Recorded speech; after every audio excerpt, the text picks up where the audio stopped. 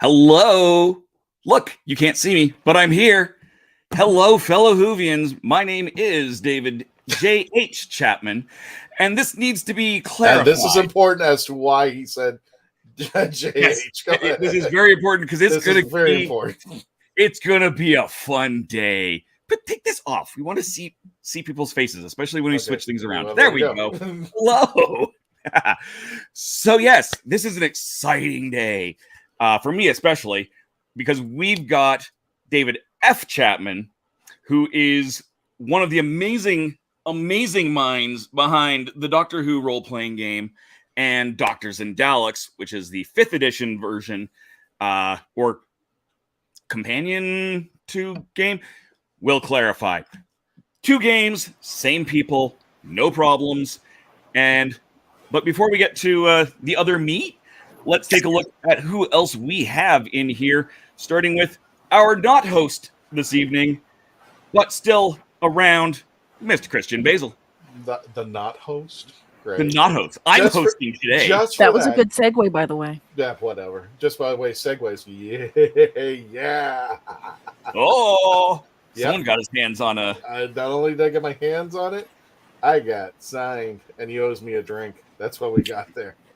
So, yeah, if anybody who's not familiar with this is Time and Spaces, a photo journal of the Doctor Who filming with E.G. Cho, and he finally got me one. Finally, yes. I actually thought the book was bigger for some odd reason. But so did I. I thought it was, but it's not. It's bigger on the inside. It's bigger on the inside, yeah, and it's a lovely pictures, and there might be a hint that he might be coming out with a second book.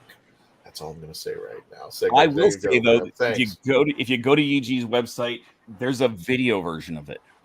Hey peeps, hope everything's okay. Welcome the usuals, Mr. Mark Robinson. Thank you very much, the Candy Man, and says hi, Tom. They're talking to each other out there. Dave, take over. I'm just here for the ride. Get rid of Christian because why? But we do have, of course, our wonderful person taking care of all of our producing behind the scenes and on the screen. The amazing Melanie Dean. Hello. Hello. How you doing? I'm doing quite well. Just so that everyone else knows, I'm going to call our Dave, and then I'm going to call our amazing guest, David. But everyone else is Christian's going to start fouling that up anyway. But yes, I will be here. I am going to be doing all the chats, so make sure you put in your questions, your comments, all that kind of fun stuff, and I will try to be as prompt as possible with what you have in there. Christian's going to call us all Sophia. Oh, yes. You're Sophia. Sophia. You're Sophia. Sophia. And it's Concastaborous. And yes, so David, you will see. Yes, Pieces of Melee is where you could find me and my snarkiness and my artwork. Most snarkily, less art. Speaking of snarky, Let's go to You our resident snarky. author. Yes, there's some snark. Thank you. The wonderful Mackenzie Floor. I think this is a valid. Jeez. I There's was some going on that snark? Sophia note that if you're playing Liza Pease right now, it's actually Sophie, but the subtitles say Sophia. Good to know. So how are things with you there, Mackenzie? Well, my Where's water my isn't food working bar? today, so I'm having a great technical issue day, I Oh. guess. No. And this is not a good time of the year for that.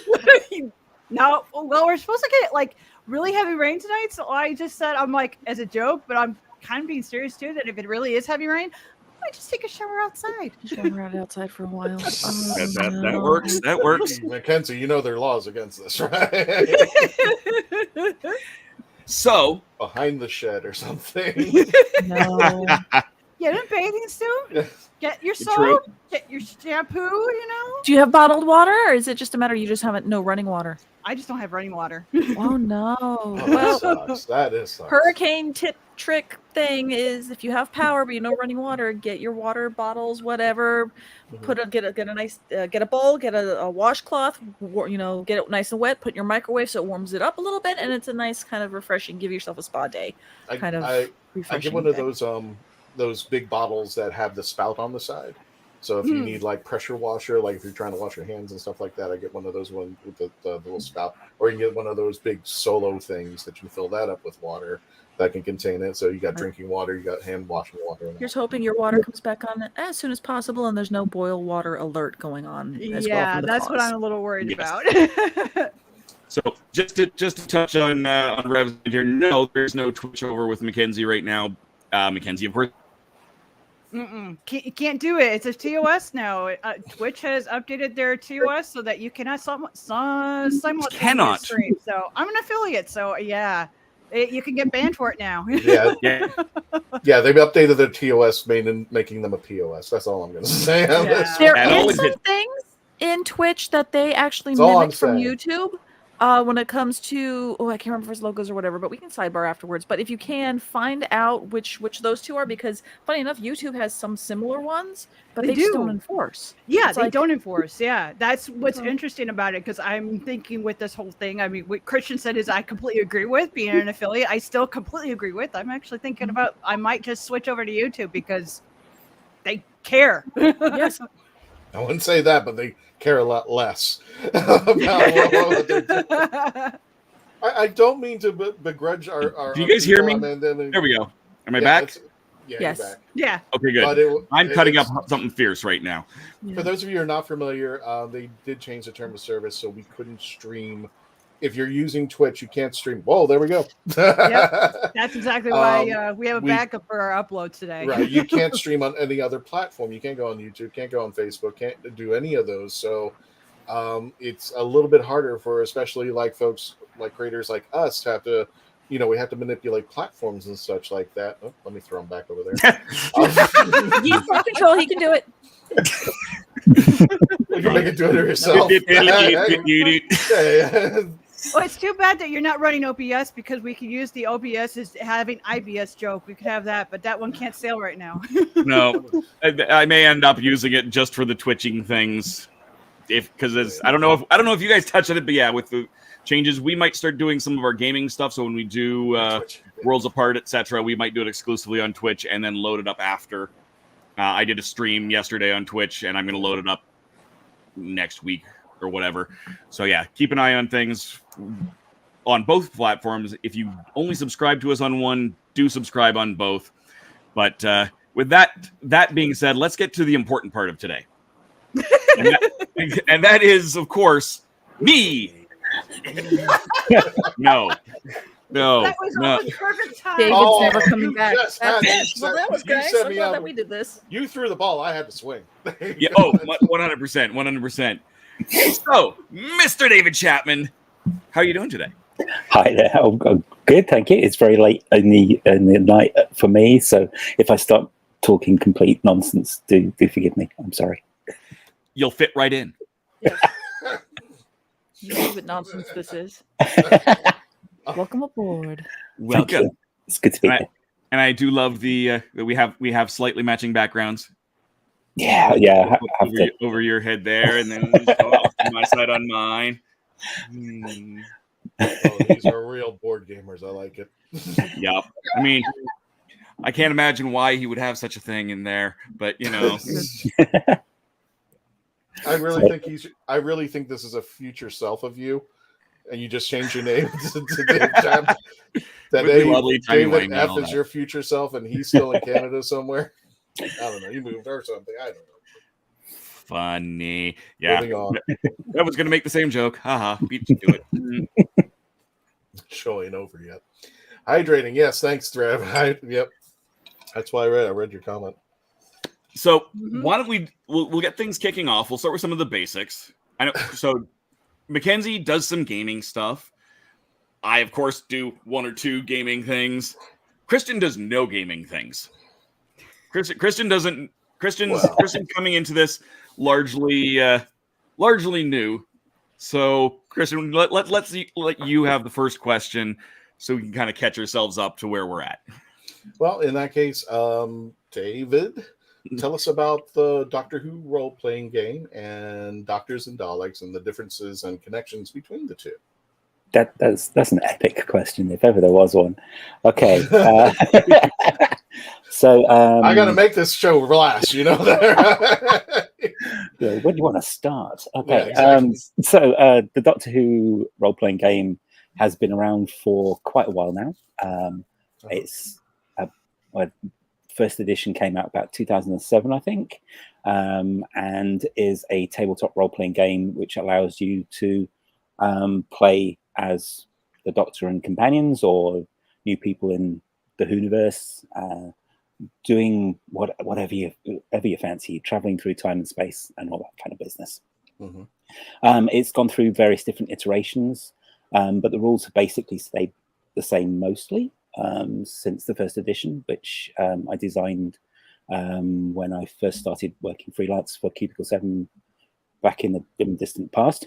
And it's been through a David Tennant edition and a Matt Smith edition and a Capaldi edition. And then when we decided to do the one for Jodie, we decided to streamline things a bit and tidy things up a bit.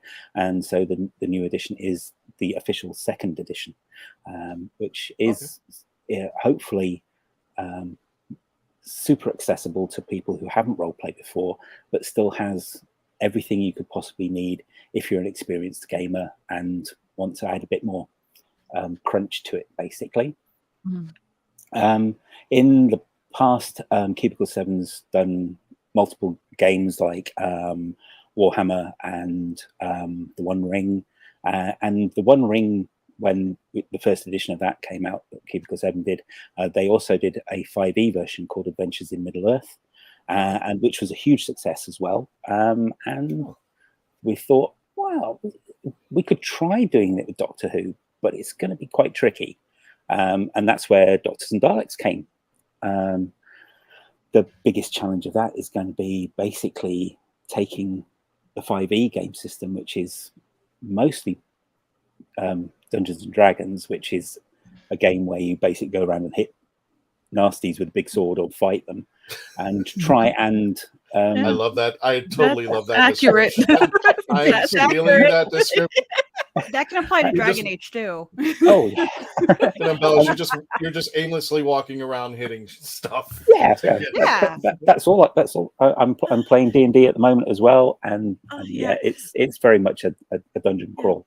But the thing is trying to get the ethics of Doctor Who in using 5e, which is a very combat orientated thing, to reflect a TV series that isn't very combat orientated.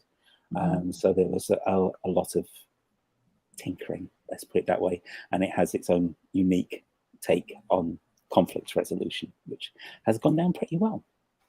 Actually, Dave, you were putting up a picture earlier. Did you want to put that back up? Yeah, I can definitely do that. Go ahead, sir. Yes, there's more than a few of us. So that is the cover to the Doctor Who role-playing game. I've got my physical one right here. Oh, like, okay, fine. I'm just gonna point though. Just like, okay. There is also a starter set.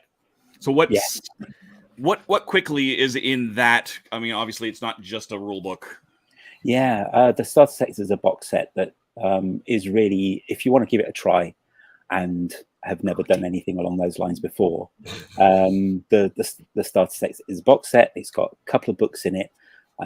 One which is a very introductory adventure, which teaches you the rules while you're playing, and the second book is lots of continuation of the story, which kind of sets you off on your own adventures as well. And it also comes with pre-generated characters and some dice and handy tokens for keeping track of story points, and handy summaries of the rules that you can keep on the table, so you don't need to keep flicking through books. Are they different dice, or is it They more are. like these ones? They are different to those ones. Oh. Oh no! See if I've got one handy. Now Dave is salivating over there. Okay, to get really, really nerdy now. So yeah, they basically look like that. They've got Gallifreyan on them, and if you're really, really nerdy, if you follow it through 1 to 6, the Gallifreyan actually spells out TARDIS.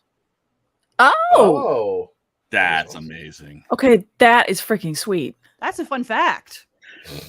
Because at first when I'm looking at it, I'm like, wait a minute, the Gallifreyan patterns are changing. Wait a minute, what are they? So cool that they're I each don't one think gets a letter. anybody spotted that yet, so that's an exclusive for you. Shh, it's a typo. Shh, there's a typo in there. Somebody clip that. Excellent. So, and then for the adventures, we've also got, since we're going through books, Adventures in Space. Is this also just more adventures? That's more of a guide to alien planets and alien worlds. There's a sample of, I think there's about 20 planets that have been in the series, but also the rules for how to create your own alien planet and populate it with an alien species, and sort of lots of adventure hooks and things like that to get you going.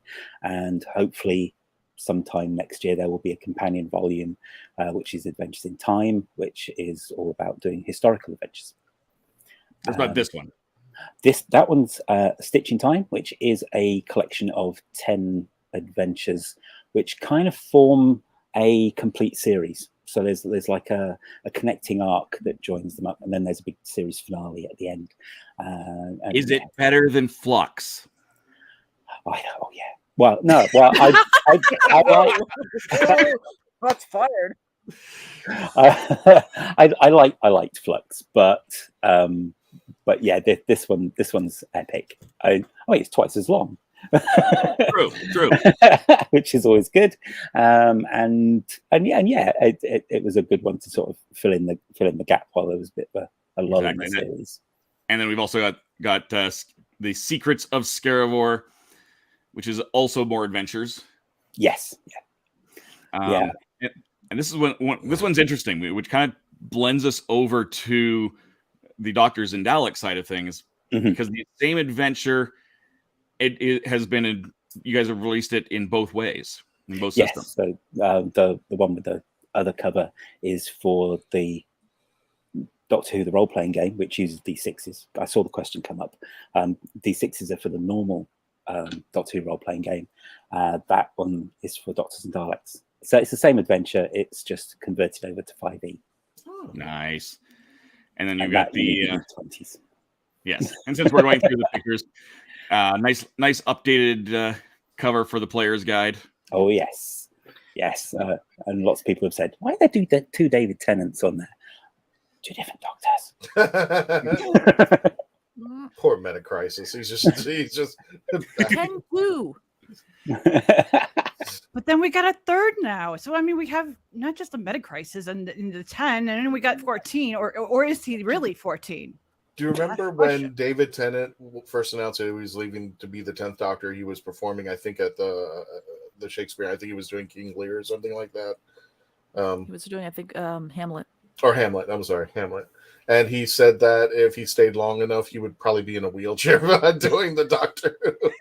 And I said, well, he's getting close. It's going to be like in the role 5 times. and then David Tennant Jr. will take over. David Tennant the fourth will be taking over, as the 50th Doctor or something like that. 70th anniversary. We're gonna have more David Tennant. More David Tennant. I'm good with that. Yeah. Speaking of 50th anniversary, there were some 11 Doctor resources, which in my opinion are some of the best books resources out there for the Doctor, outside of my binge watcher guide to Doctor Who. But other than that, I know that also they are out of print now. So how exactly going forward does Cubicle 7 plan on handling that whole book series? That's a tricky one. They are kind of slipping out of print now. They are for the first edition. So, and they all join up nicely. Yes. I think the current plan is a lot of the information that's in those is going to be, oh my God, he's not moving them.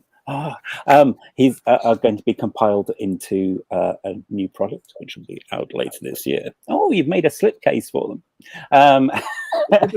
Shoved them in a box. It's great. You went to Costco and rummaged through the empty boxes. Staples. That worked. Oh, Staples. Oh, even better. Nice.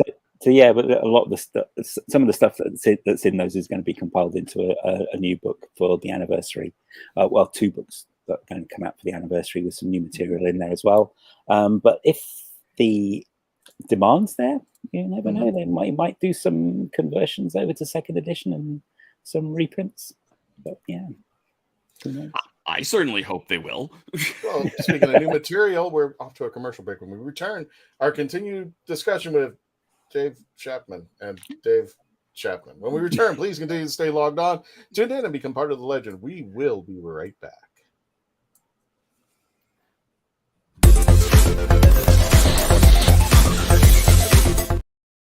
Meet the Doctor. I'm the Doctor. But not the one you were expecting. All right, sexy.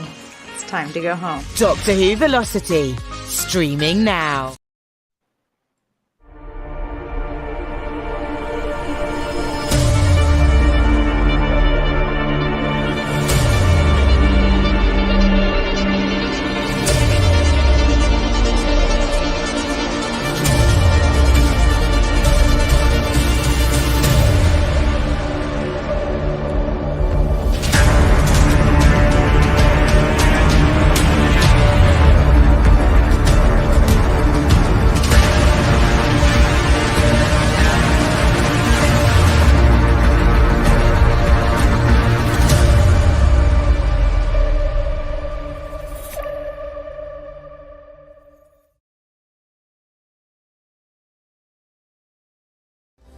Oh, brilliant!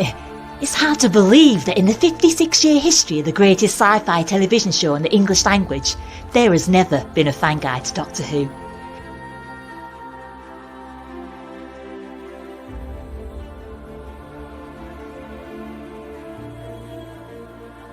The official books might give you what they think you need to know, but only a guide written by a true fan will give you what you really want to know. Join Whovian, the brilliant Mackenzie Flaw, as she takes you on an intensive journey inside the world of the first female Doctor. In the Binge Watcher's Guide to Doctor Who, Season 11. Right, let's get a shift on. We are a touring acoustic duo crashing kitchens around the country. We go from house to house every Friday night and we create music, we create food, a good time, we stream it live and we do it for free. So now we're just really kind of like trying to develop it and build a community group that people believe in, then they'll help us. So we played from our rehearsal room, we played from the bathroom, thankfully that didn't catch on. I probably played guitar in my room, not for anyone, in front of anyone, nobody heard, for probably about 10 years. And then one Friday night we played from the kitchen. It's the main place people want to be. It's where the food is, it's where the drink is, it's where the best lighting is. You can go to any party and I guarantee you the kitchen is going to be popping. Our ultimate goal, I think, would be to crash kitchens every Friday all around the world.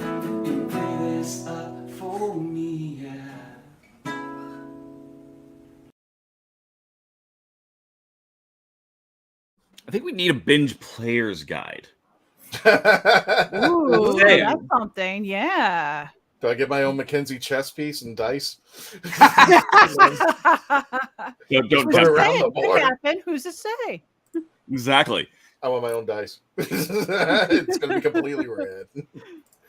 Oh, we got a this is question. an anniversary special, the 2 Daves. Yes. This is going to be the. Oh yes. Oh yes. So, as news was coming out that these were going to fall out of print, I was talking to Fiona, the marketing person over at Cubicle 7, saying, "Okay, great. Well, what can I get a David Tennant? 10 was the first one that sold out. Duh." But I was at the UK Games Expo trying to find one. I was in Essen, Germany trying to find one, and eventually I ended up having to like hop on several trains to North London before I finally found a copy. No, I didn't even find 10. I found 11. I could only find 11 up there, and I forget where I ended up with 10. But yes, I was eventually able to complete my lovely collection and my lovely mural that is. I love how you just keep touching it. It's just like it's like a very sensual thing going on here. It's like, sir, should we leave sir. you alone? Wheel of Fortune, like touching all those letters. You can't find those anymore. Think about Hello Kitty. Literally, Hello Kitty. Hi there. Hello Kitty. One of my wonderful writers. Just in case Dave didn't mention, welcome back to the Legend of the Traveling TARDIS. My name is Christian Basil. We have Dave Chapman, and we have Dave Chapman. Dave Chapman from Cubicle 7, and our kind friend, Mr. Dave. Our Dave Chapman is hosting. If you're not confused anyway, here he goes. He's taking over from you. Not the least bit confusing. I have a question off of our Dave's. I have a question based on kind of segueing off what his quest for David Tennant. So, David Chapman from Cubicle 7, can you tell us how you're going to be planning to handle David Tennant's 14th Doctor? Since we kind of saw 10 and Metacrisis. Oh, collect the whole set. Can you tell us? Or... I have no idea. Absolutely no idea. The problem is that we don't know what's happening. We don't know what's coming. Basically, it was certainly that case with the 13th Doctor source book. I got a couple of great writers to do the 13th Doctor source book, and then we left loads of blank bits just in case, right the way up until Power of the Doctor aired, and then there was some frantic writing to finish off the bits, because we were kind of hoping that there was going to be a load of revelations in that episode that was going to answer all the bits that we needed, and then you hit a bunch of us, brother. And then so we had to wait until that episode aired before we could finish writing that one. And it's the same with the 14th Doctor with the specials. We don't know what's coming. They're really secretive. So yeah, we've got to wait and see it for ourselves, and then there'll be some frantic writing. I mean, it's worth pointing out as well. They were able to push this, a full source book out on 8 with the movie and a 10-minute webisode. So, I mean, you guys are good as far as being able to push out the content and know, like, that is. I think 9 is actually shorter. I'm just looking at these like as I put it away. I'm waiting for you to you have calipers just ready to go. Just no, I can just check the page count, but I mean, it looks, know, it's not the size of the book; it's how you play it. It's true. 156 and 190. So it is at full season episode and a short, and this one's bigger. Well, is there a big finish in there, or is it all him, or is it just all from the? This is all TV, right? Wow. And that's something that's kind of another interesting thing that comes on with the specials, or at least what we presume is going to be happening in the specials. We've got Beat the Meat, and the Star Beast name, which of course comes from the old comics. One of the questions we've had in the audience a lot, like anytime this has come up, the conversation always kind of goes, do you guys ever think you might do an extra supplement that reaches more into those other properties, the comic books, the Big Finish audios, some of those other canon, but not quite canon, but maybe canon side mediums? At the moment, no, but I don't know how things are going to go in the future. I mean, it was a big surprise to me when we did the 13th Doctor Source book, and we could cover the Doctor Who redacted audio that was the podcast thing. So we managed to cover that, which was our first foray into something that isn't purely on screen.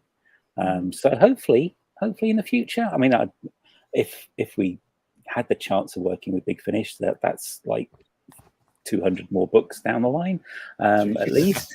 I personally would love to have seen a source book that covers like the eighth Doctor novels. Because I love those ones. So yeah, fingers crossed. Let's put it that way. Yeah, because there's so much more out there that you guys could, if you guys could touch on, you could touch on. Peter Cushing. Controversial. I mean, don't care. I'm here for we're on him. You got David Bradley. Oh yes. So that's a whole nother side of what are you going to do with these? Is now there's more to a lot of those doctors. Oh yeah. The first doc could certainly have an update with the extra bits. That'd be nice. And there's always new masters, and there's always new villains, and stuff like that. No, what? Well, speaking of villains, I got a question for you, David. That's your real name.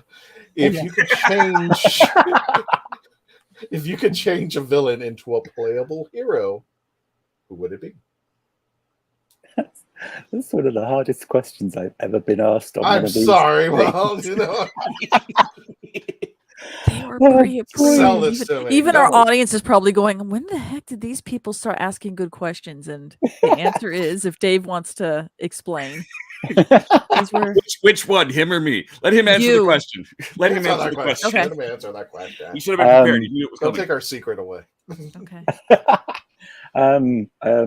Oh God, that's a really hard one, and I'd probably go with my favorite classic story, City of Death, and probably go with it's Count Scarlioni. Yes, isn't it? Yes, Scarroth.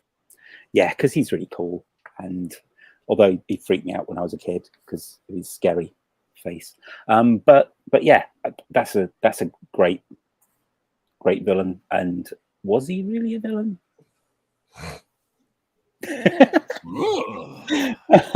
Well, Mark's already pushing his character, the Candyman.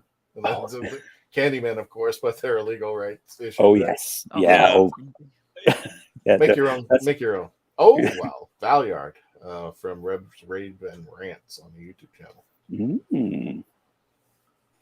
Well, he has. He's just that unexploded cannonball that just nobody wants to touch. It seems.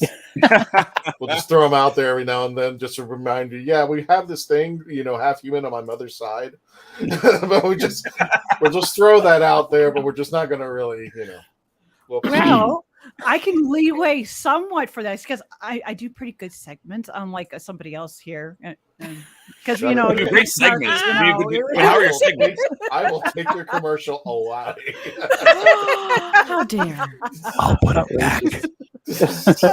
I'll double it. Right now, there was a lot of drama. Right now, of course, Twitch. There's lots of drama going on with Twitch right now, and the Kick and all that. But I also know that there was some drama recently that had to do with an open gaming source. And so I'm curious about the open gaming license, how it impacted the plans for like Doctors and Daleks moving forward, or if it impacted it at all. There was some meetings. There were some hurried meetings. Let's put it that way. It's like, oh my God. Especially as we'd got 2 of the books out and we promised there's a set. There's going to be the 3 books in a nice slipcase, and you never know, we might do more after this. And then 2 books in, and then all this drama happens, and it's like, oh my God, what are we going to do? So yeah, there was a bit of a panic for a while. There was can we get it finished before the license changes completely? But thankfully, that's kind of all died down now. But to make sure that sort of thing doesn't happen again, there's no threat of it happening again. Cubicle 7's working on its own D20 compatible system, which is tentatively called C7D20, and it'll have its own core book and all that kind of business as well. And it'll take some of the bits that people really liked about Doctors and Daleks, like the quips and the non-violent conflict resolution, and incorporate that into there as well. So fingers crossed. Because you've got a game that's coming fairly soon with that system, don't you? There's Broken Weave, which kickstarted a few months ago, which is technically 5e, but will also be compatible with the C7D20 as well, which is kind of post-apocalyptic fantasy, in like fantasy, but magic has gone completely and everything corrupts you and turns you into a big pile of goo. Great. Nice. So, lovely. Yeah. Who doesn't love a big pile of goo? just one of the species turns into a big pile of goo. The other ones, some of them crystallize, some of them, it's all very weird, but it's really cool if you like your post-apocalyptic drama. Woo. But why do they have to be goo? I mean, why can't they be like a Dalek, or a Cyberman, or maybe they don't even have to be. Well, it's their own. It's their own system. One thing I heard, and I heard this at a convention, so I haven't heard this from officially heard this from an official source, and I haven't. I just got the Alien Archive book, so I haven't had a chance to even look at it yet. Mm-hmm. But apparently that's going to be a little bit nice to facilitate some of those weird crossovers, like having your Daleks in your regular old D&D game if you wanted. Yeah. I mean, the stat blocks are completely compatible with 5e, so you can put your Daleks into your D&D game or Pathfinder or whatever 5e you're running at the moment.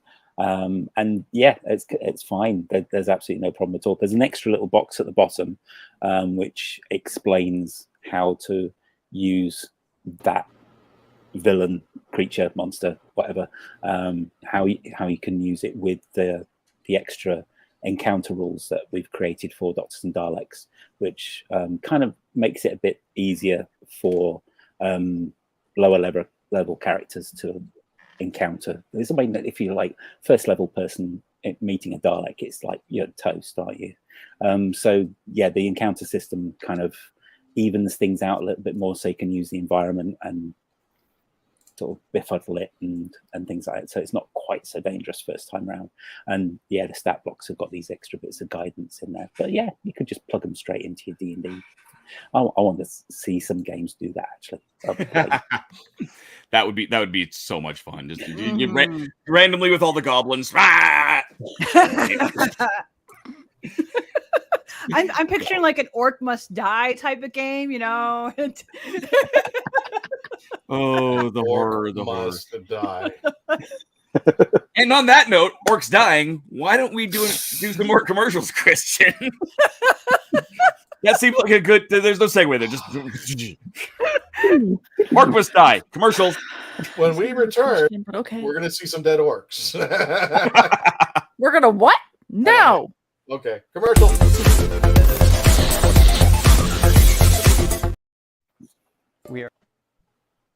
You have more options than ever before when choosing a film, a television or internet series, a book to curl up with, or even a radio show or podcast.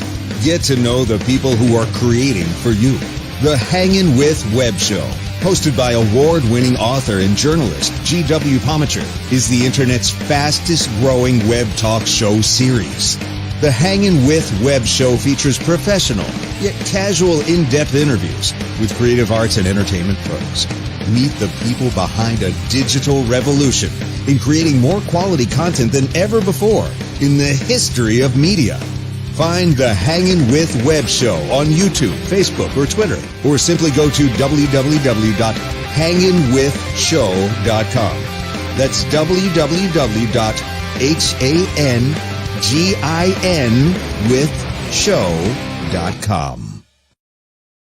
Famous Faces and Funnies in Melbourne, Florida is leading the way in pop culture fun. From comic books and graphic novels to Funko Pops and collector's items, Famous Faces and Funnies has it all. Rick Shea and the professional team at Famous Faces and Funnies are friendly and knowledgeable. Whether you're looking for toys, props, collector treasures, or a new comic book, Famous Faces and Funnies is your one-stop shop. To find Famous Faces and Funnies on Facebook and Twitter, just type at FFF Comics.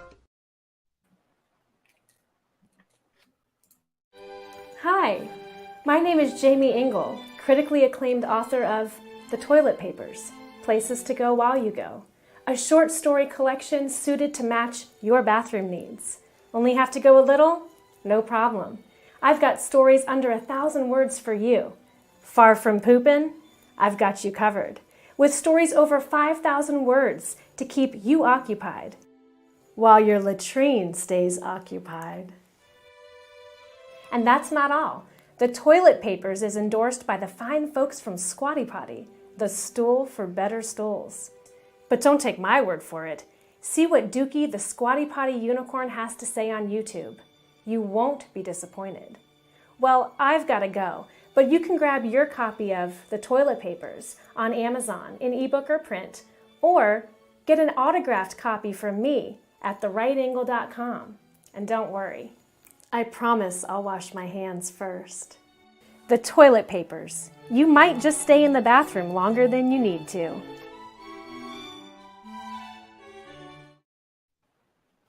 Know this, but David, we can see everybody backstage. And anytime we run that commercial, we wanted to see the reaction of our guest who's never seen how the toilet paper gets through. And I was just like, oh, Melanie, we're like, yep, he's gonna laugh. He's dying over there. It's always shock and laughter. Always. It's great. It's great. Yeah. And we want to congratulate again JAIMIE ENGLE for her movie Just Jake. It's I think it's premiering very shortly. You can check her out at therightangle.com, and you can keep an eye on the movie and when it premieres. Also, we want to go through our birthdays, and we only have the one. We want to welcome, good God, 80 years old, Colin Baker is now 80 years old. Nope. Jeez Louise. No, I've seen him in person. There's no way that man is a Time Lord. I agree. I 100% agree. So and we wish getting you. older, he looks better. I mean, he really does. He turned 80. He turned 80 on the 8th, just about 5 days ago. So as of the recording of the show, so happy birthday! And I told these two fight over the TARDIS, and that's what I got over there. Plus, I don't know if you guys remember, if you're Disney fanatics, of the hotels in the area, but I took a picture of this. This was at the B Resort. I don't know if it's still there, but I dubbed it the Colin Baker chair.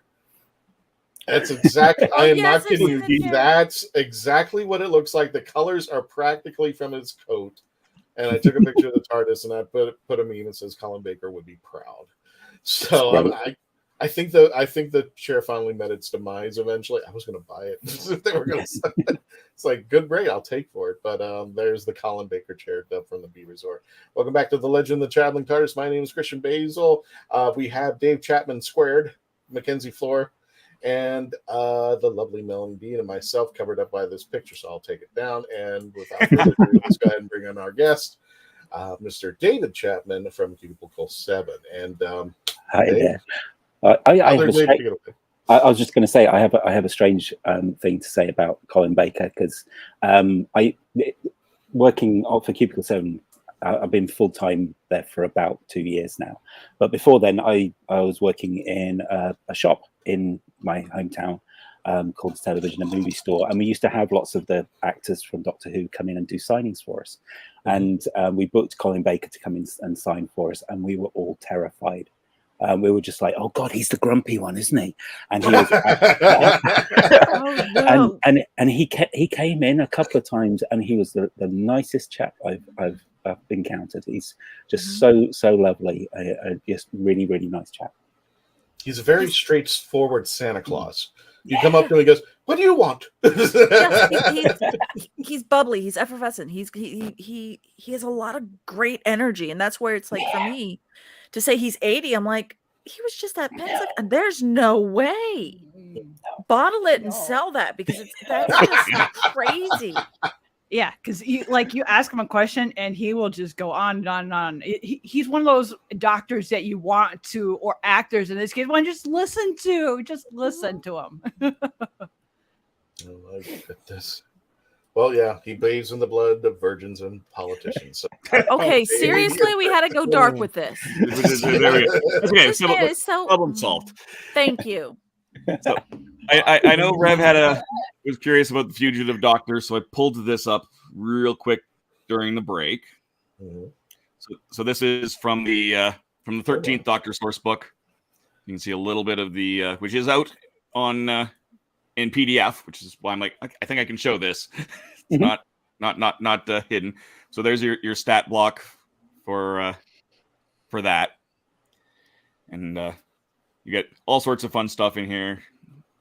Since I'm in it, there's your chapter. So you've got all sorts of these books, like Mackenzie said it, and I've said it every time I write a review on one of these books. I've said it. If I were to give, if you gave a student an assignment, write a biography on a fictional character, and they wanted to do the Doctor, I would give them these books. These are such just, even if you don't play the game, these books are amazing to go through, and you just go. They reframe things in a way that you might not think about. They're absolutely brilliant. So bravo to you guys, seriously. But as I say, the 13th Doctor book had a couple of very good writers on that one, Eleanor Hingley and Hannah. All of them. So many good writers on them. Yeah. I hardly did anything with those. I just kind of looked at the text when it came and went, yep, you nailed it. No, I'm excited to crack into it. I'll probably do that on the road a little bit. That'll be one of the ones that I try to look at for sure.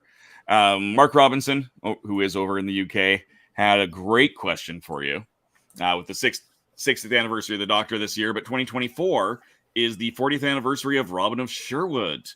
Would you guys consider doing like a role play version of that? Oh, I did love that series. Blimey. I've got that on DVD over there somewhere as well. But yes. I have that. Yeah. I don't know. That would be good, actually. Can we have Robin go after Robin? Go head to head with the Jason Connery Robin? That would be. I'm making a note now. So Make a note. Oh. That's awesome. What happens? Magic happens. You never know. Or maybe that could spin into. If you also use the vortex system, and then you get all of a sudden you've got Robin, the real Robin, as opposed to the Robin from the 12th Doctor, and then Robin Hood goes in and deals with the dinosaurs from the show that I just lost the name. Primeval. Primeval, yes, which also use that one. I will never get to find that book. That's way and truly out of print. But if you ever see the Primeval book, and I assume it is every bit as knowledgeable as these, but it's the same system, so you could really get some extra dinosaur stuff in there. It's like, yay! Even I don't have those. Oh, that's a crime. I've got the core book, but I haven't got any of the supplements because I missed out on that one. That's awful. Mackenzie, did you have another question? I did. Go ahead, Melanie, because you thought of something. I can think of something. Well, Melody's trying to figure that out. So we did have to blow a bunch of these questions through the BBC. Yeah. As with everything else. So yes, if it seems like we're way more organized than usual, it's because we had to be. These had to be proved. Now let's blow our secret right now. Oh yeah, no, I just couldn't ride on. Denying it. Although, as you may be able to tell, some of us know how to use some of these questions and segue them well, while others are Christian. Are Christian. Are Christian. Just gonna take Christian out again. Case in point, the next question, which was what I was going to bring up, since we were talking about grabbing all these little different pieces and different mediums and playing with it. So with Time Lord Victorious and Doomsday starting to connect, different mediums, Do you have any plans for like the Absalom Doc or Death's Head or other like Marvel UK characters getting a supplement down the road? It's that tricky thing with working with something that's owned by somebody else, especially somebody like Marvel. Oh, it could be tricky, but I'm sure there are ways around it. It's just going to be a case of getting everybody in the same room together and discussing. I mean, now that the BBC, now that Doctor Who's getting distributed at least by Disney, which owns Marvel, which and Fox in the TV movie, everything's combined. Oh yes, Can we have That's 12 actually a yelling good at Mickey segue Mouse? for me because speaking of combining here, now Dave had mentioned at the beginning of the show that he's more into like the tabletop type of games, where I'm more into the actual video game type here. So asking for those of us who play video games, is there any thought in the future of maybe collaborating with, say, maybe with the makers of Doctor Who Online, Reality Plus, or with right now the name is slipping me, the one that did the video game with the 13th Doctor, like doing that so like the D&D type of universe can come to digital? There's a chance. You never know. As I say, if we can get us in the same room together to talk it all out while the BBC's listening as well, because they would have the final say. You never know. That would be good. Well, we did, because Mackenzie brought up Reality Plus when we were chit-chatting with those fine chaps.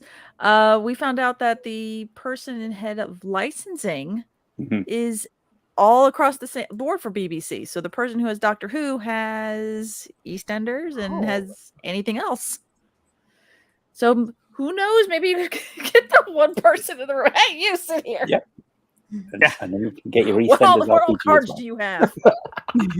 Mace Theory, thank you, Candyman, because I'm like,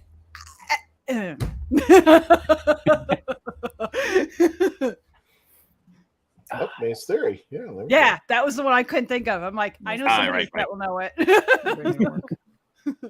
All right, so David, I like free stuff. That's just me. Are there any plans for a Doctor Who free RPG day product? Not this year. All right, get him out of here. Get him. Wow, that's how.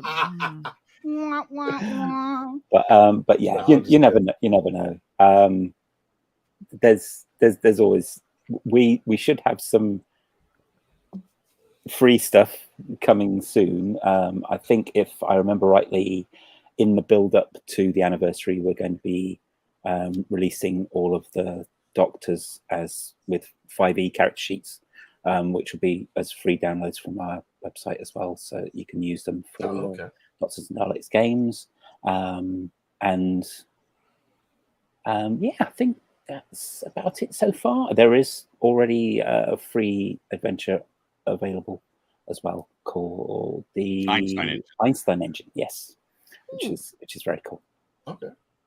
And that one's just for second edition role playing game. That's not. You haven't ported that over to Doctors and Daleks yet. Not yet. At all. They're just going to get loads of pitches for cool TV series now as RPGs. Yep. Blake 7. Oh yes. All the plans. You're going to leave this. It's going to be 1 a.m, and you're going to show up at work tomorrow going, I didn't sleep at all. These guys gave me so many ideas. Oh my God. I'm waiting for Mark Robinson to just start pitching everything and anything unit. Yes. I'm waiting for more. I'm waiting for more and more and more. I'm totally waiting for that. He's mainly the chat right now. Yeah. Well, he was the one who helped me out with Mace Theory because I'm like, name slipping my mind. They did not only video games for the 13th Doctor, but they did another one of BBC's licensed games too, series. So there's an idea there too. There's a smegging good game, Red Dwarf. Yes. There was one already, which was really cool. But there was. Yeah, there was Red Dwarf RPG. Why do I not know this? And now his turn to write things down. Now. Yep. Take notes. Take this down. Yeah, that's good. It was funny. Yeah. Quick, and I'm going to be going over to Noble Knight and seeing if I can. What? Why did nobody Maybe tell go me to that? Gem Time, Slip by you, see? Dave? Really? Okay, second edition Red Dwarf. Go. I'm knocking stuff off with like a Sharpie, so it's like bleeding through. Great. Mark left to right. Yeah. We are professionals here at the Legend of the Traveling TARDIS. That's all I'm going to say. Yeah, we'll go with that. So here's a question, because it's something that, and again, this kind of falls a little bit into the we don't know what you're going to do with the source books and all that. In the first edition, I kept finding a lot of like little inconsistencies.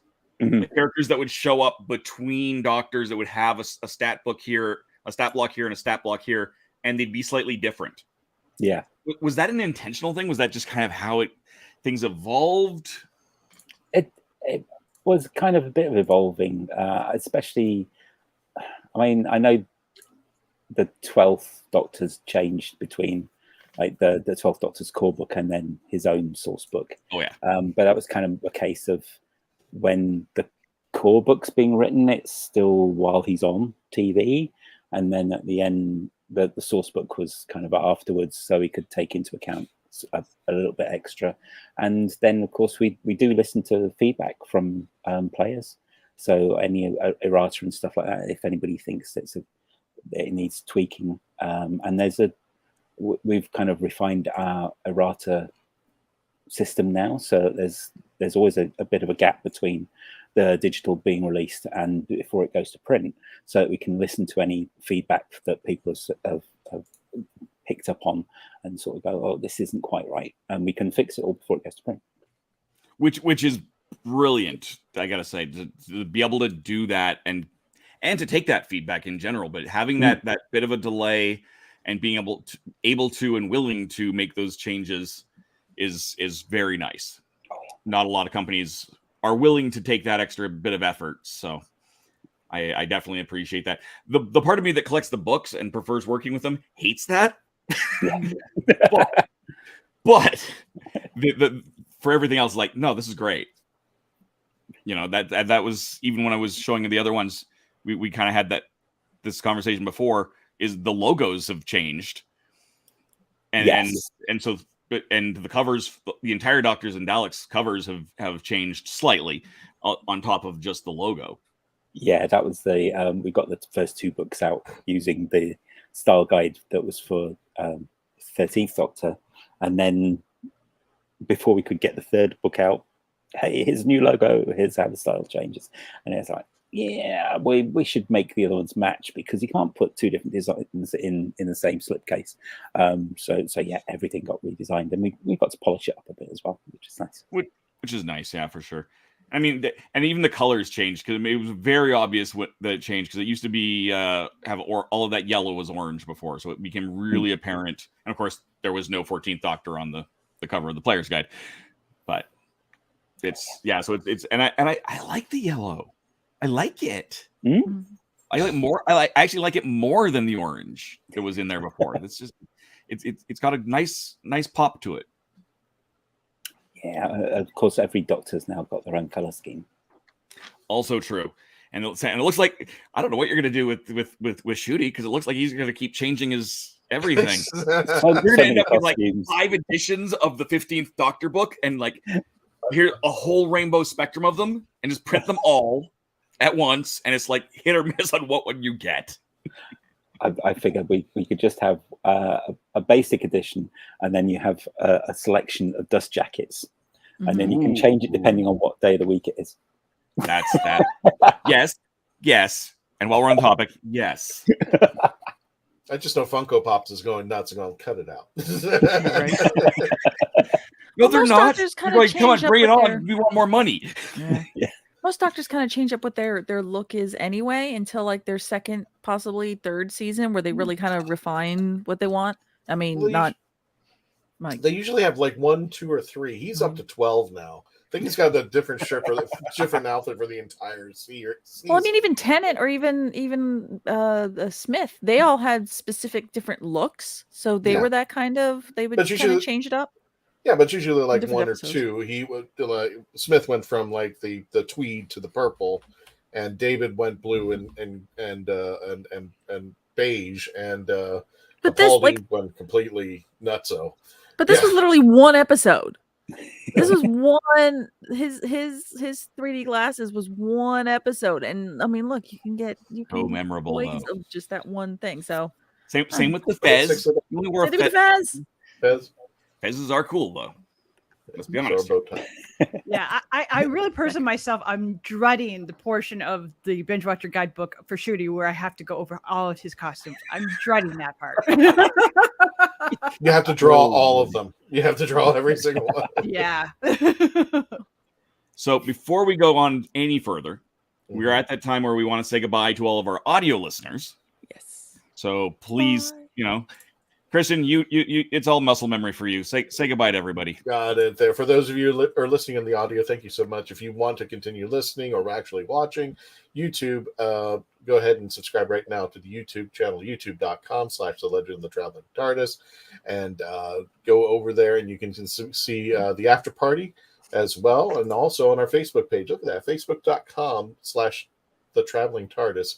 68,000 Whovians, and we are closing in to 69. I had to make sure I phrased that correctly because last week it really went south badly. And of course, if you want to join us on TikTok at the Traveling TARDIS, and for those of you who want to listen to us, you can join us on iHeartRadio, sci-fi.radio. You can download that app for free. Odyssey, Spotify, Spreaker, Podbean, wherever you listen to your favorite podcasts. Check us out. And don't forget, I'll put this in the chats as well. If you want to go check out our sponsors of Doctor Who Worlds Apart, play for free, Doctor Who Worlds-Apart.com/r/4276. Yeah, it is my referral code. I know it. If you just want to go and play it, check it out, and you can play it for free. And of course, we're on Twitch. But I'm not going to say too much about that anyway. So I'm going to go ahead and move on. Again, for those of you who are still watching, please continue to watch. We're going to go into the after party. For those of you listening to the audio, thank you so much for joining us. We'll be right back in just a brief moments. Please continue to stay safe, stay logged on, and become part of the legend. We'll be right back.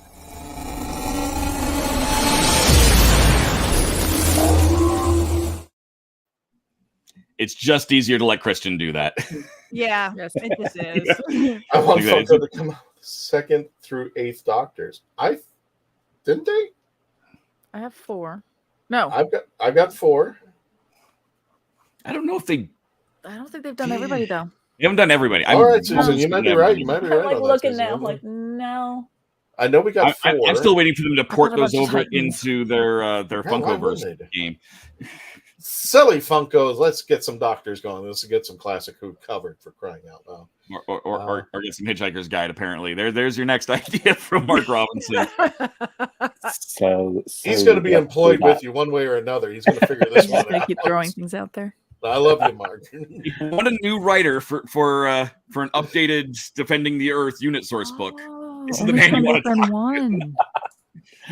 So I knew the Tom Baker one. I didn't realize that one. That there's Baker no 2. That's it, Susan. 2, 3, stinky 5, 6. They don't want to do. They don't want to do 6 because they're like, look, that's a lot of colors. Although they did the King George from Hamilton, and that was a lot of paint application. They could do They could do blue. They could do blue column. They could. That blue column was also really, really cool. It really was. I like blue column. Yeah, that was cool. If they're going to stick with the one color, because I remember that was Real Time. Mm-hmm. Was a licensed. That's when they had to change the color to complete blue because they were like, no, there is no way we can do this and put all the colors in there. So they just made a solid blue, and it stuck. It stuck with it. So I'm like, no, it's not bad. Actually, I think it tones them down a bit. So. Yeah, to print that. I mean, there wasn't exactly a lot of CMYK plates back then. A lot of it was still screen printing. So they were like, how many colors is this? Nope. Nope. I hope you like nice black and white gradient moire patterned. We ain't doing that. Yeah. So here's a question for you, David. And I'm going to steal it from Christian because he always does this one, and I'm hosting, so I get to do it. Who's your doctor? I know. Oh God! Is it now?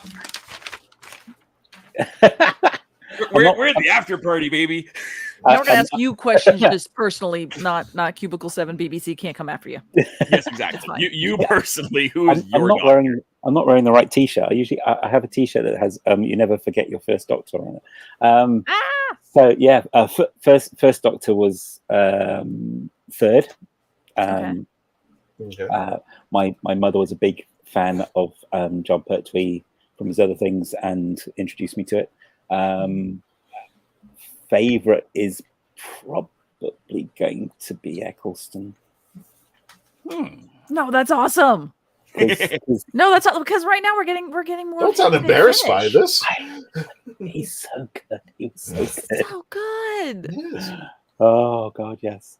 And I yeah, understand why you wanted the puddle of monster in there. That makes a lot more sense now. Yeah. Oh my goodness. Where are you going, Dave? Where are you going, Dave? away from the Eccleston stands. No, he does such a great job. He's doing conventions now too, especially at least stateside. I don't know. I think he's starting to do a little bit more over in the UK, at least with the MCM ones. Yeah. Well, I saw him do he did a talk just before a screening of Shallow Grave about 3 years ago that I went to, and just there were loads of Doctor Who fans in the audience who were all dressed up, and just talking to him in the Q&A bit afterwards, he was so obviously moved by how much the fans really liked his Doctor as well, because I kind of got the feeling he didn't think anybody liked him, and he was so good. And so very good. But I think that's changed now. He knows that everybody liked him. Mm-hmm. He did a wonderful job. He, if anything, he suffered from the BBC budget problem or lack thereof. That's kind of my other things. Yeah, a lot of other things. But he knows, at least from a fan standpoint, that everyone loved the hell out of him. That I mean, I remember a lot of people. One of the notes, like when he started first doing the convention circuit, people would say, he would say, "So what got you into Doctor Who?" He's like, "Oh no, you were my first Doctor." He's like, "Oh, you're one of mine." Oh, it was like it was kind of that.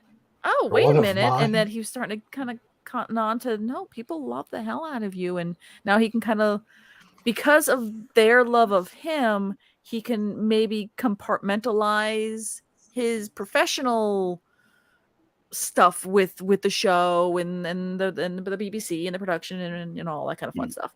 So at least you're right. He can focus on, oh my God, they love my portrayal. They loved me as the Doctor. And he could stay in that little wheelhouse and be, everyone's happy.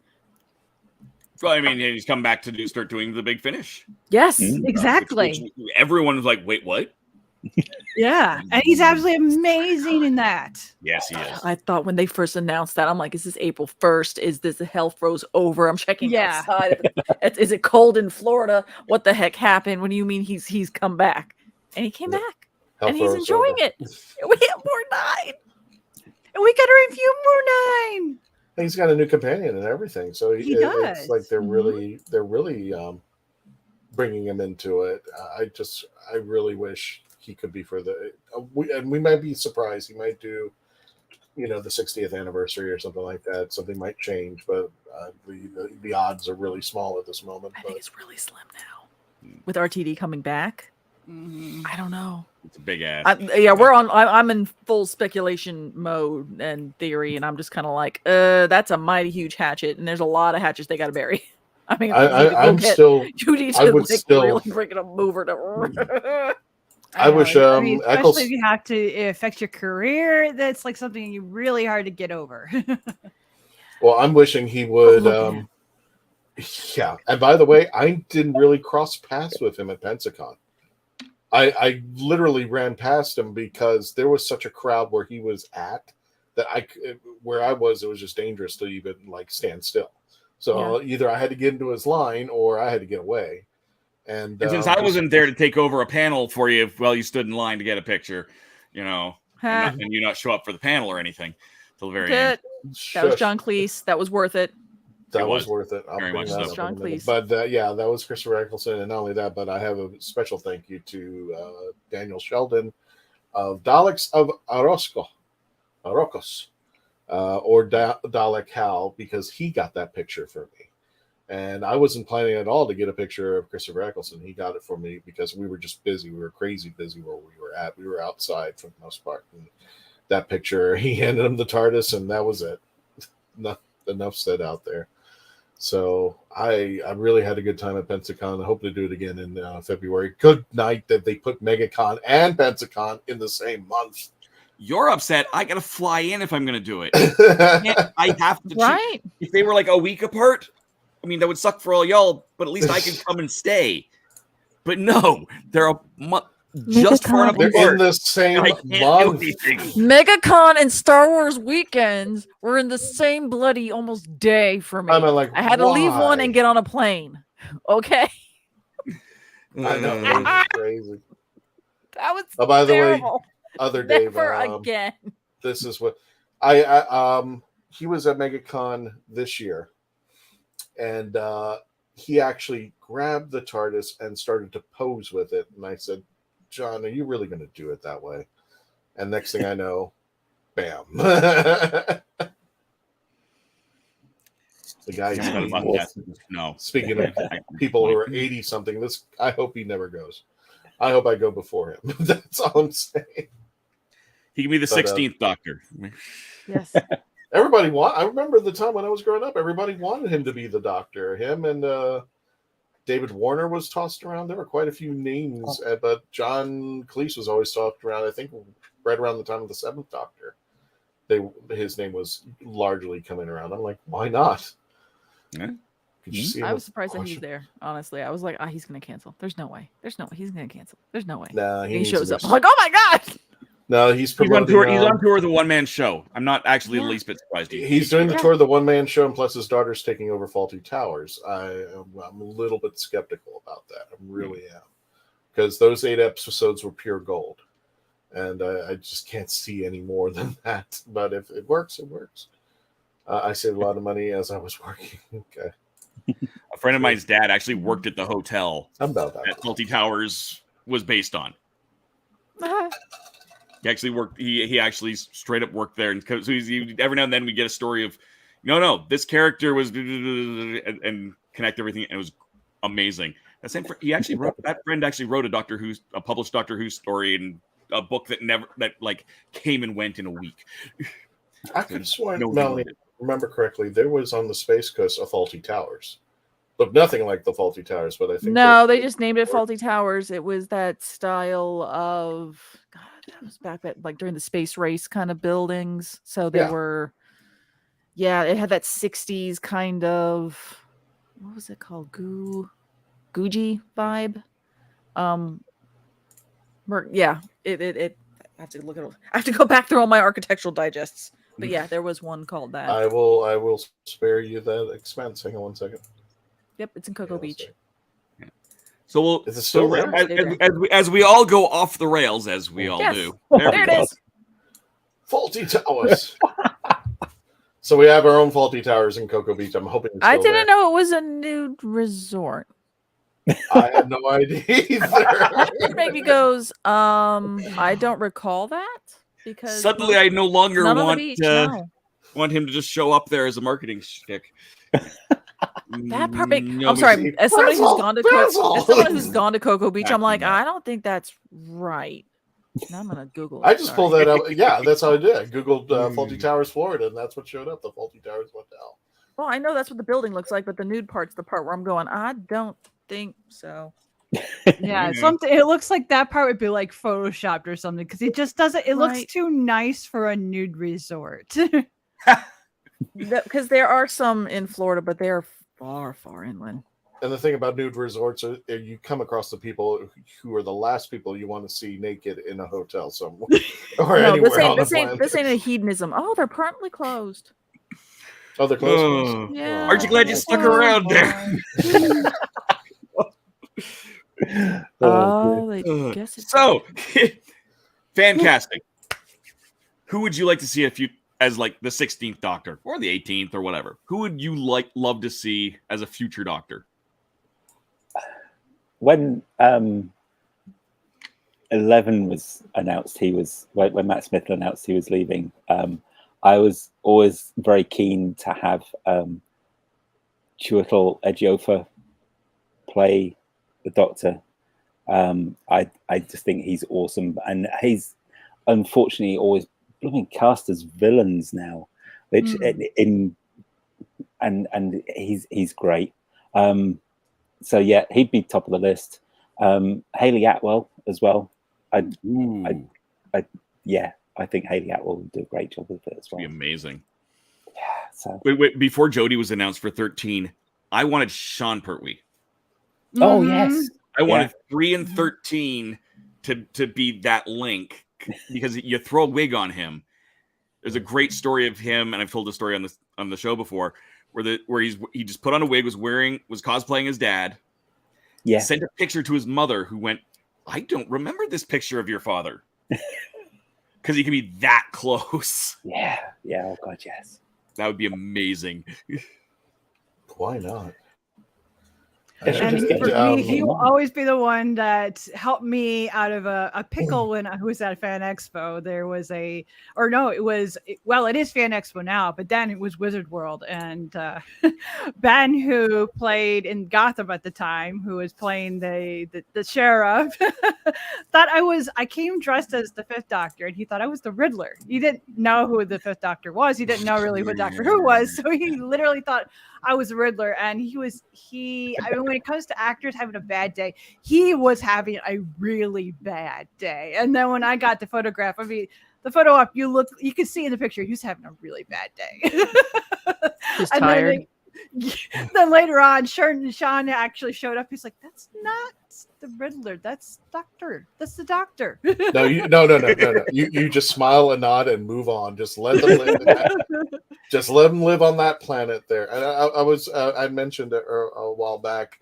Had the 13th Doctor gone female, Jodie was not actually my first choice, and the series had just gotten canceled. So I actually had hopes for her, but. And especially when Doctor Who has a tendency to recycle their characters. So I actually voted for Catherine Kelly, who was in Class, because she did an excellent job as well. And she had the chutzpah, and she could really go toe-to-toe with somebody like Capaldi. And I was just like, wow, that would be a great incarnation had they gone female that way. Catherine Kelly could have carried through the story of that storyline of, why do I have this face now? Because we just saw, you just saw right, exactly. That would have made sense, and not only that, but the scene that really got it, that she won the audition for me, was the scene where she talks about being war herself, and I am war itself. When she's just talking into the air in the gymnasium by herself, and she's like, "Okay, ready? You ready to take me down?" I'm like, "Oh God!" But unfortunately, the series got canceled, and it just didn't find its way. But I like the fact that this whole scene right here will be my image of the 13th and the 12th Doctor together right there in my head. So we've got, yes, we're a Doctor Who show, but I want Dave, give us a chance here. What else does Cubicle 7 have? Because you guys have a lot of really cool IPs that you guys work with. We sometimes get branded as either the best game company that nobody's heard of, or we're also known as the Warhammer company, because we do a lot of Warhammer, and it's huge. So we do Warhammer Fantasy role-playing, we do Soulbound Age of Sigmar role-playing, we do Wrath and Glory, which is 40k, and we've just released Imperium Maledictum in the 40k universe as well. So Wrath and Glory is kind of the Space Marines going around shooting things, and Imperium Maledictum is more the investigation and rooting out the heresy sort of thing. So there's those. We also do 5e stuff. So we did stuff like Uncharted Journeys, which came out last year. Yeah, I think it was last year. It all blurs into one after a while, doesn't it? Kind of. So, and in the past, we've done things like Primeval, as you've said. We did the Lone Wolf RPG based on Joe Deaver's books, and the what else? Victoriana. which is on its about 3rd or 4th edition, and we're just about to do a new version which is using 5e, or rather C7020. That should be sometime in the near future. I kind of want to see this. I want this, but for Doctor Who, I want this roll. This is kind of cool. Yeah, I've never seen this before. Yeah, this is lovely. All rolls up and keeps your dice and your pencils safe, and very handy, very handy. Yeah, that's very, very cool. Yeah, the company that does those for us is called All Rolled Up. So if you head over, they do lots of their own ones as well. So. You guys have all sorts of stuff, and again, you can go over. Your shop is right there at cubicle7games.com. If you want dice trays, you want the digital versions, you want to pre-order the physical editions, all of these are all there. I was looking at some of the Warhammer books. I like how some of them have looks like a gold foil kind of. Yeah, they're like collector's edition ones. They're super shiny. They're particularly gorgeous. But yeah, we did a collector's edition of shiny object. Oh, okay. Oh, you TARDIS. Yeah, we did a collector's edition for. No gold on this one though, but it is kind of cool. It's got a little, so that's just a little slip on there. But yeah, it opens up to the inside of the TARDIS as the cover of the book. Oh, here's one I prepared earlier. Oh, wait. So yeah, it's got a little magnetic. Oh, nice. So that snaps close. And that's the book. It's got its own cover, which I've definitely seen it. Oh, cool. Yeah. Yeah, so it's just the lovely blue edge on the pages as well. Oh, I love that. Oh, that's a nice touch. Oh yes. He's like, oh yes. Sorry. Yeah, years of working in the book trade as well. I get that. Ooh, lovely books. It's so pretty. There's your Einstein engine cover that we were talking about earlier. Mm-hmm. Okay. All right, so what's your favorite? Free. David, what's your favorite game to play? To play? Oh, blimey. If the five of us were getting together, you had all your games laid out, which one would you want us to play? I know Doctor Who, but is there like a particular game that you fancy more than the others? Oh, crikey. If it wasn't Cubicle 7 related, then it would probably be, I know I'm going to get it right, get lots of stick from the bosses and say probably would be Tales from the Loop, which is a game by Free League, and it's based on the artwork of Simon Stallenhag. Dave has flipped around.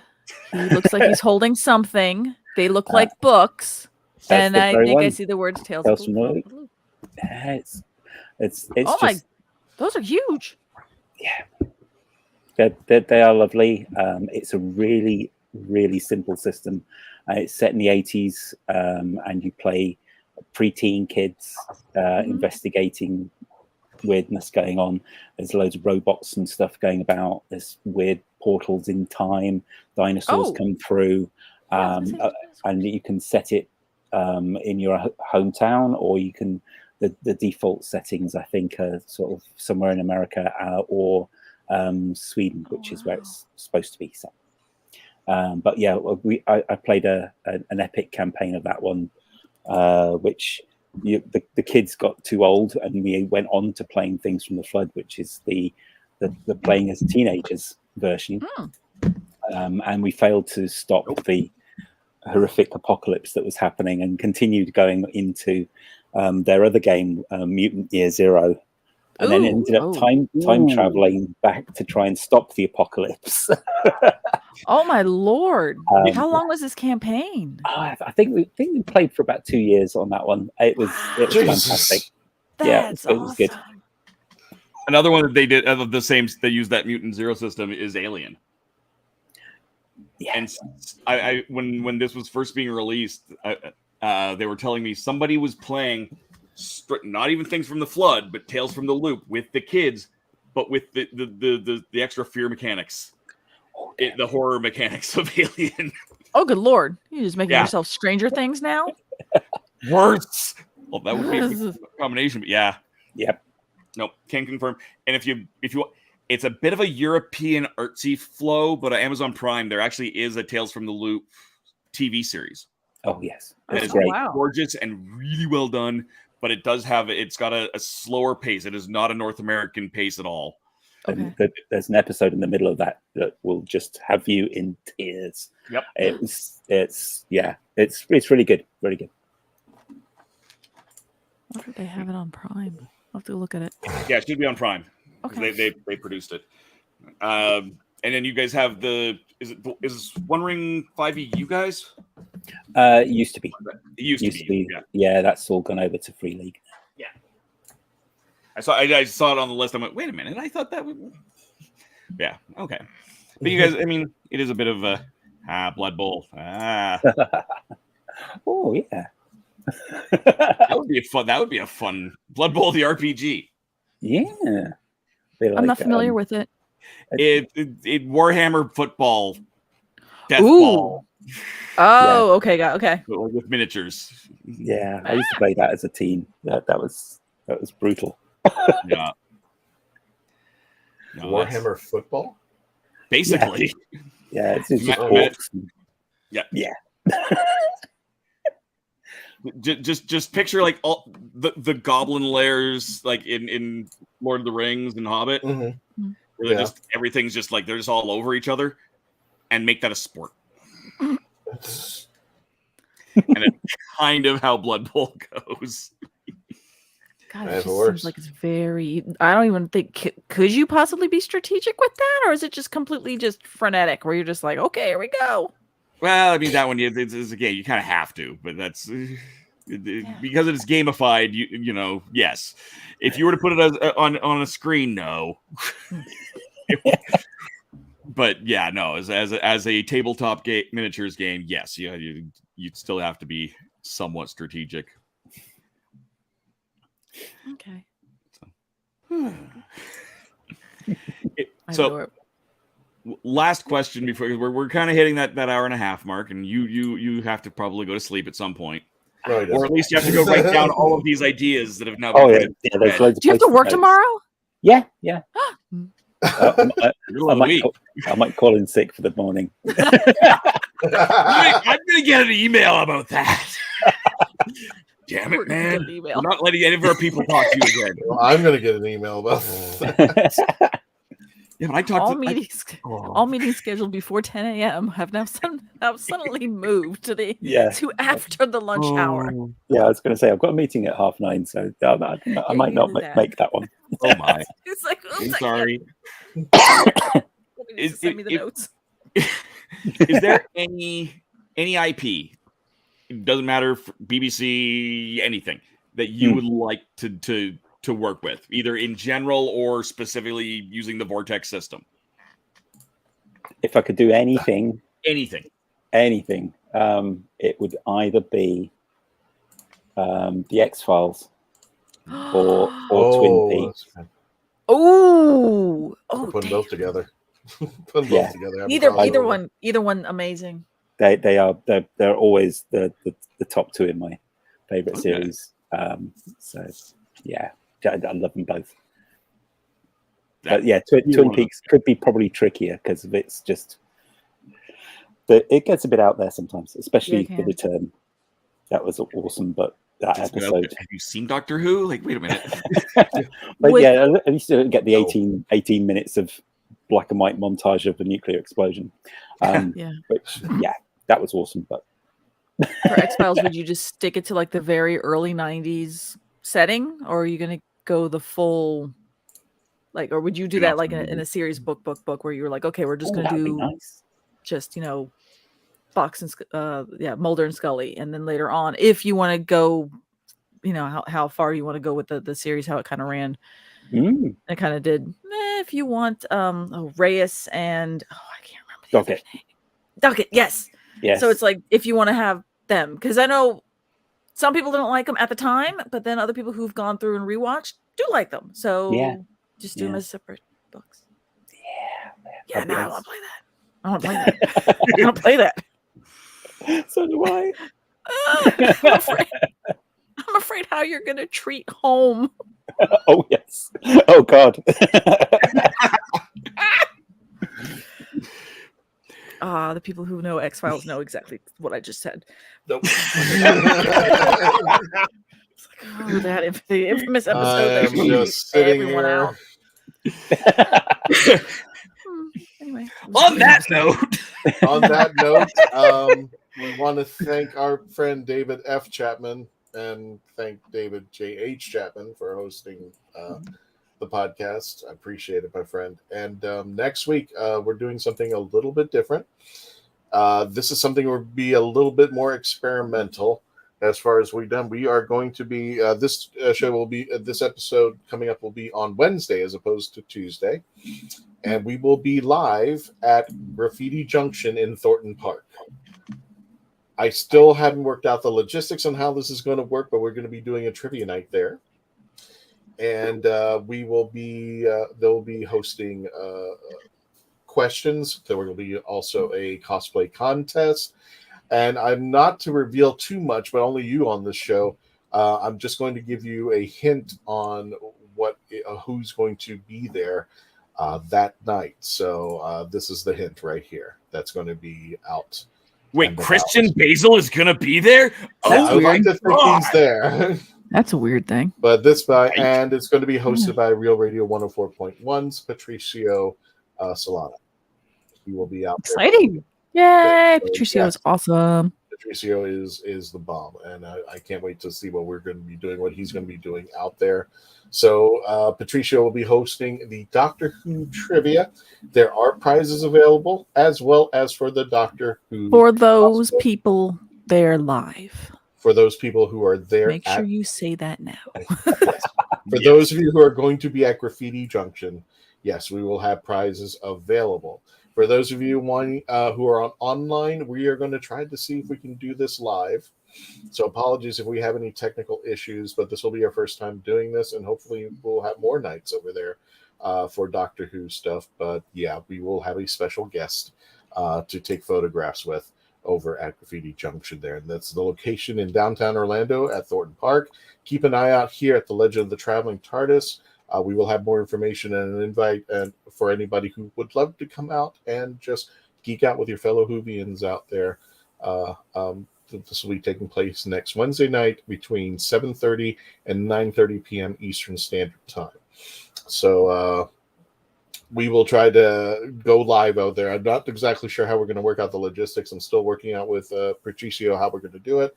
But it's going to be a good time, and you're going to see fellow Whovians out there partying in Central Florida with our special guest out there.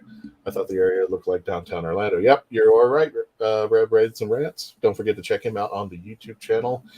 That's it for tonight then there. Mr. Dave F. Chapman, did you have any final words before we close out the TARDIS? No, just thank you for having me on. It's been brilliant and hilarious and great fun. And I hope you have me back sometime. Absolutely. This is always an invite to the invitations. And if you want to just come on and just talk Doctor Who and not necessarily Cubicle 7, so you don't have to be restricted on questions and stuff like that, yeah, that would be absolutely awesome. That'd be great. And then you can really see how off the rails this show can get. Yeah. It's weird just having two Dave Chapmans, let alone we'll get one little drinker up, and he doesn't have to worry about any advices the next day. Just you may make sure you have the day off the next day, just in case something. Yeah, exactly. Without further ado, folks, always please be safe out there. Take care of yourselves. Right now, if you haven't had a chance, subscribe to the Legend of the Traveling TARDIS at YouTube, youtube.com, the Legend of the Traveling TARDIS. Follow us on Facebook, closing in on our 69,000th Whovian out there. Before you close the doors on before you leave, make sure you like, share, comment, and subscribe on YouTube. You can catch us on our TikTok. You can catch us on our audios if you'd like to listen to while you're driving around your car. We are on that other channel. And don't forget, Doctor Who-worldsapart.com. You can use my link code, or you can just do DoctorWhoWorldsApart.com. You can play for free. And of course, we're probably going to be using that other channel to be playing the game So if you get a chance and you happen to be there, you could probably play with one of us and take us on Worlds Apart. But without further ado, let's go ahead and close the evening. And again, we're going to be doing the next episode Wednesday night, and we hope to see you live out there. If you happen to be in the Central Florida area, please come out to the Graffiti Junction in Thornton Park and dress up, because cosplay contest. Our special guests will be out there, and we're going to have a good time the whole night. Thank you, folks, for being with us. You have a choice of all your Doctor Who podcasts, and we're hoping we're the one that you pick, and we hope you earn your subscribe tonight. Thank you. Tony. Oh, one of us nominated. Get it out of here. Tony, take us out.